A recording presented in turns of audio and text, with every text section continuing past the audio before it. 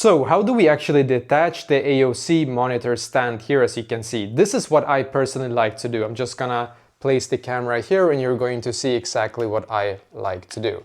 So basically now I'm going to put it down like that. And don't worry, by the way, I've done this multiple times. Nothing happens with the screen. Just be a little bit careful, obviously, but just put it down like this, as you can see, so it lays down like that.